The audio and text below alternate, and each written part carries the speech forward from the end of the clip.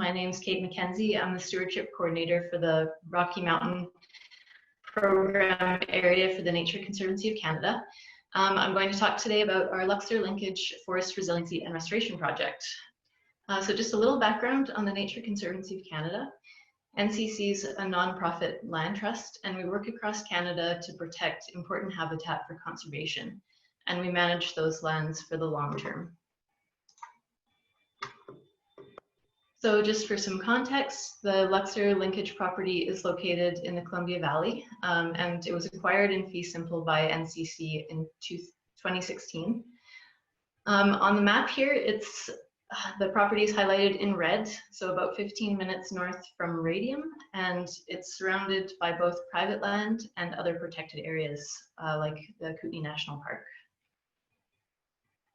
There are several conservation values on the property that made it a high priority for us to protect.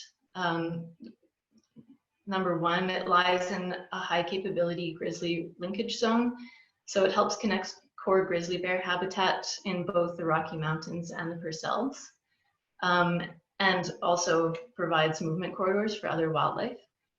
The dry open forest ecosystems on the property also provide critical habitat for species at risk, like American badger and common nighthawk.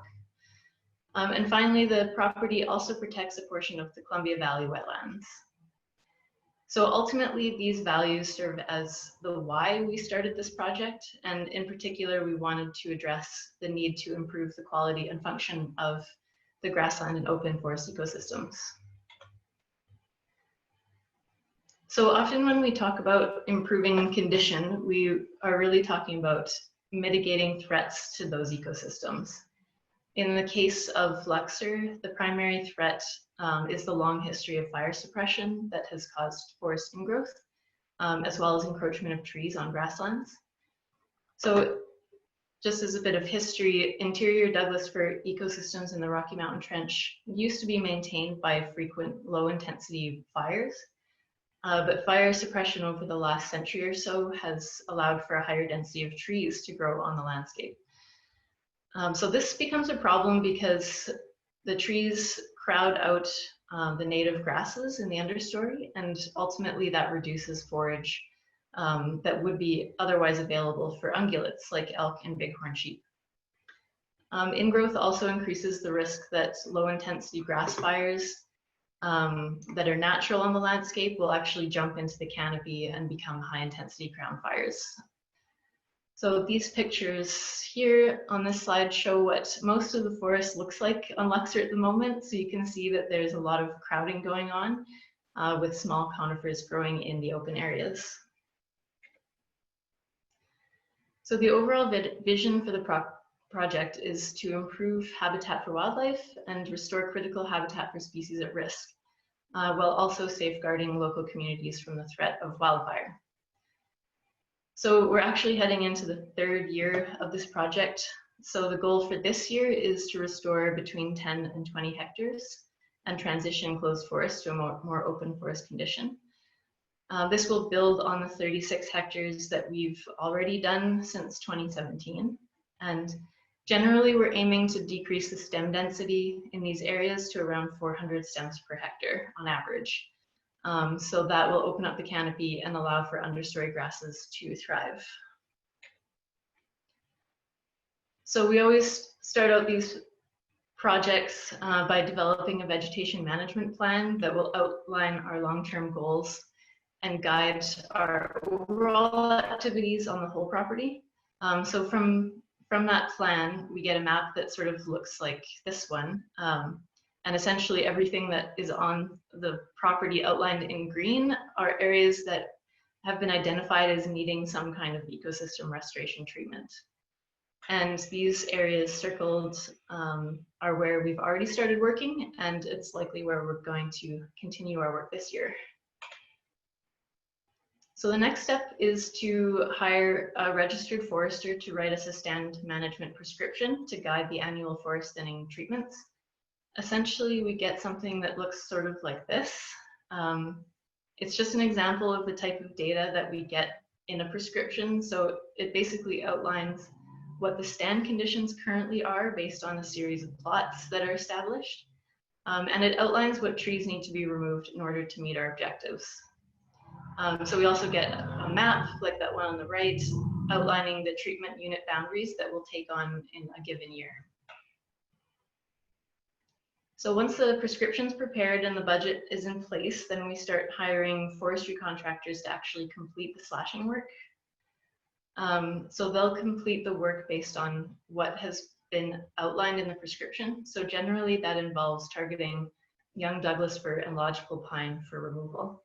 And we also make sure to retain all deciduous species on the landscape like aspen and larch. So these are just some images following previous slashing treatments. So depending on the volume of slash material that is produced, we'll either pile and burn the leftovers, like in the top two photos there, or we scatter it on site, like the photo in the bottom left. We also do quality checks throughout the project to ensure that the prescription is being followed. So the bottom right photo is just an example of something we check for. And so that's showing really high quality work where trees have been cut as low to the ground as possible. And finally, for every restoration project, we always do monitoring work to see if we achieved our goals successfully. So for this, we use a lot of photos to monitor our success because a lot of the changes are quite visually dramatic. So this one shows what much of the property looked like on average before restoration work. And here is one of a post-restoration area after one full growing season. And this is just another example of how much more open the canopy becomes following restoration and how much more light can get all the way to the ground. And we also re-monitor the plots that we established at the beginning in order to collect more stand structure data. And that allows us to make comparisons with what was there before. And so this tells us whether we achieved our desired stem density or not.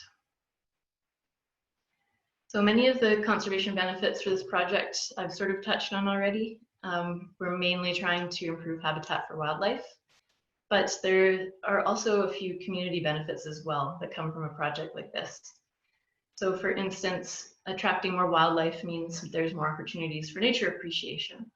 And like in that bottom right photo, I got that from the property just last week. And so you can see that it's in full bloom with wildflowers, enjoying that sunshine. And so I definitely recommend that if you want to visit, that you go out pretty soon.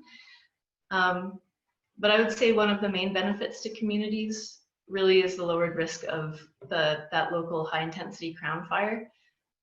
Because over time, as we do more restoration work, this will create sort of a landscape scale fire break. And so all of these pictures were taken on the property, but I wanted to point out the one in the middle specifically. It's a photo of a common nighthawk that I took last week. It's really poor quality because I took it through my binoculars, but it was really exciting because that's one of the species that we're hoping to attract with this type of restoration project. So it's very satisfying to see them using habitat that you created. So just a little bit about funding. Over the past couple of years, we've received funding from the Columbia Valley Local Conservation Fund for this project, as well as for other projects in the valley. This funding's been really important for us for completing this work, mainly because it's been a consistent form of funding, which is very helpful for multi-year projects. We generally use this funding for prescription development as well as the forestry contractors. And also the local conservation fund really anchors our work in the Columbia Valley, and it allows us to bring in matching funds from elsewhere that can sometimes double or triple our conservation impact. So I've just listed there a couple of the other funders that have been instrumental in helping us do these projects. So the next steps for us is basically keep raising money and keep chipping away at more of those restoration projects. You'll remember the map with all those green areas. We have a lot of work to do still. So over the next few years, we'll try and get some volunteers involved in the restoration work as well. So if you're interested, you can keep an eye on our website and look for future conservation volunteer events. We'll also keep monitoring our progress as we go. And of course, hopefully looking forward to the future, we're hopeful for a day when we can safely apply prescribed fire as a management tool.